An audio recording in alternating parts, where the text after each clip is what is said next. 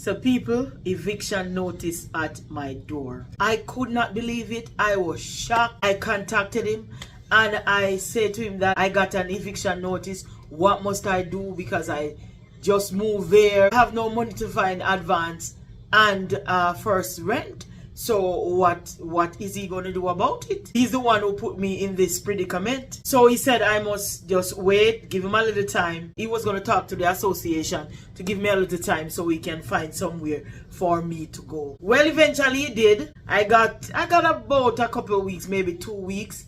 And so he found somewhere for me to go. So you know the moving process again, people. And Mr. Francis had to leave, so I was stranded.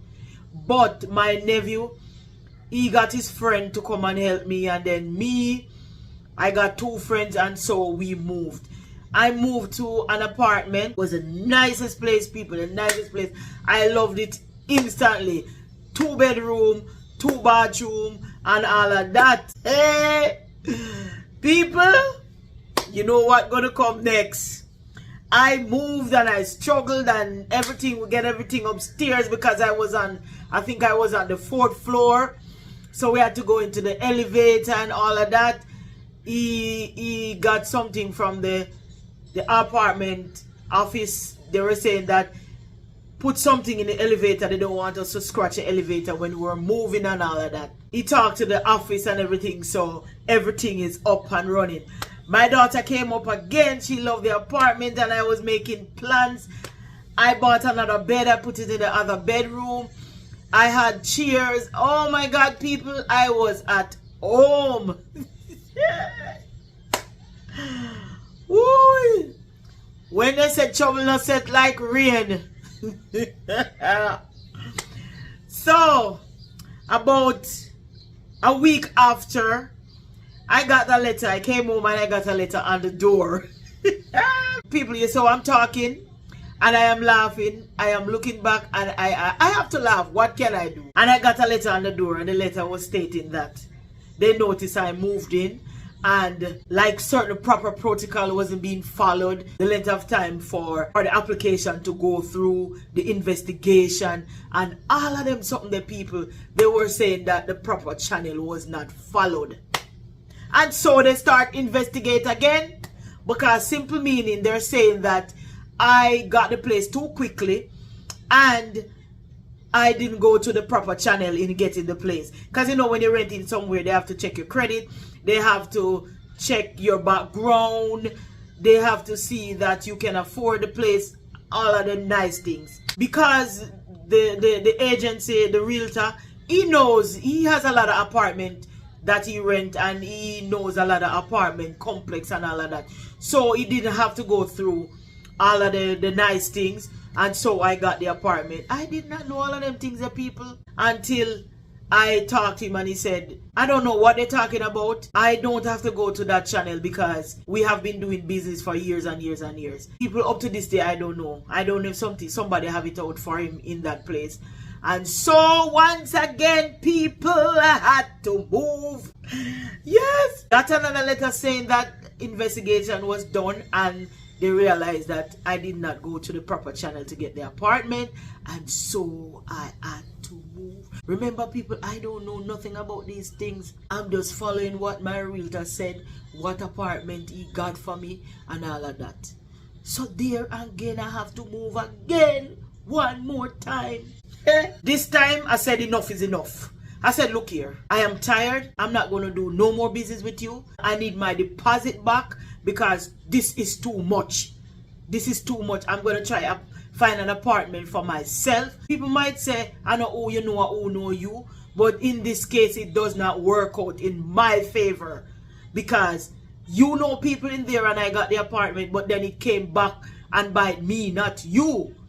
And you let me believe that everything was done properly because you had all of my documents, you had all of my papers, and you were supposed to follow the proper channel. Not because you know somebody there, you got that apartment quickly. Suppose somebody was waiting for the apartment before me. That is not fair. Not because I wanted something. That's not fair. And so I tell him, look here, I am not doing no more business with you. I need back my deposit. You have to give me back the rest of money, the deposit and the 2 weeks. And I need it back. And so people, I started to search for apartment for myself. My nephew, he know of a place that his wife used to live. We went there, we went to the apartment, and they told us what we need to get the apartment. I said, remember I told you that I started to build my credit.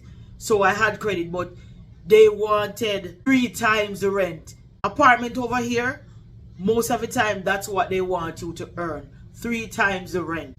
And so my nephew, he co-signed with me and I got the apartment. I was so glad. I was giving God thanks. I didn't have to go through the realtor anymore. I did it on my own. And it's the nicest thing. People, sometimes if you have to do things by yourself, do it. Do it, because you can end up in trouble. Trouble that you don't know gonna come. Remember I said trouble don't set like rain. When rain is gonna fall, you see it make up and you see the cloud get black and you see it start get dark and you know that we might get rain. But when trouble come, 90% of the time you don't know that the trouble going to come. And that man put me in trouble twice. I said to him, no more, no more. So I got the apartment. It was a 1-bedroom, living room, bathroom, kitchen. It was for me alone. And when Mr. Francis come up, because I tell her my daughter, she's going to go to Pennsylvania. So it's just me and Mr. Francis. Got the apartment, fix it up. I already had my furniture. I had to get rid of one of the bed because, you know, yeah, downsize already. I call him and I ask him about my deposit and the rest of 2 weeks money.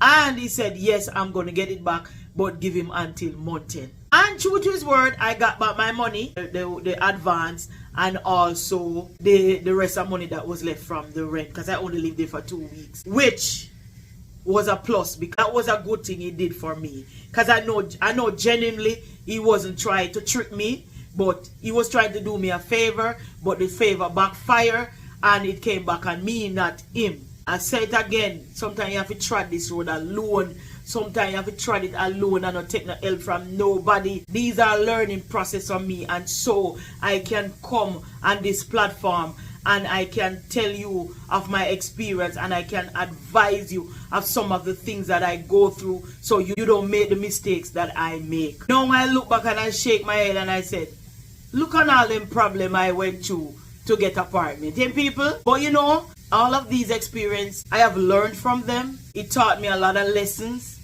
and can also tell people of what I went through so they don't make that mistake that I made. People, I was so happy. My apartment was comfortable.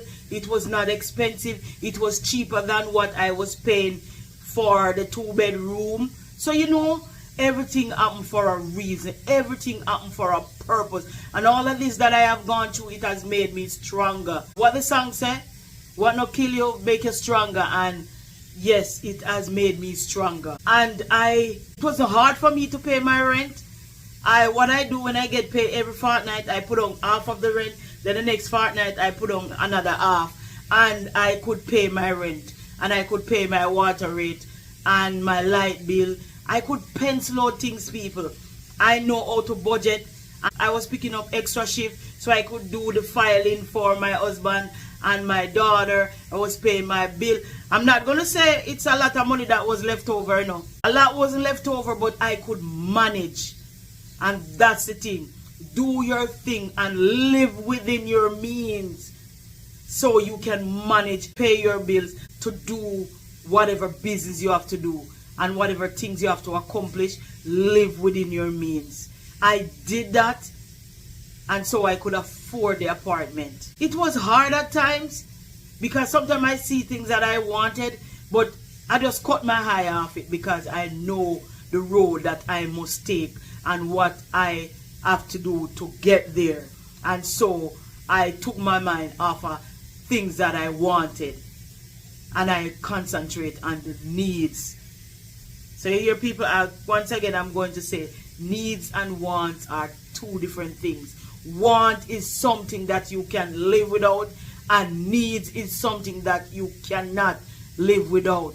Even if you try, you still have to go back and get it. And so I concentrate on the needs. So when you come to this country, people, when you have a goal Try to accomplish these goals. Achieve every goal. Achieve every goal when you come to this country. So, reach for your achievable goal and save towards it, and don't get distracted.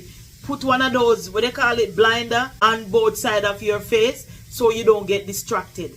Because if you get distracted, your business, your filing, the filing process is going to take long, and you're not going to be able to find the money. An immigration process, if you delay when they start the process and you delay to pay the money, it's going to take a longer time. You don't want to do that. So, I had admonished you today. Stick to your goal.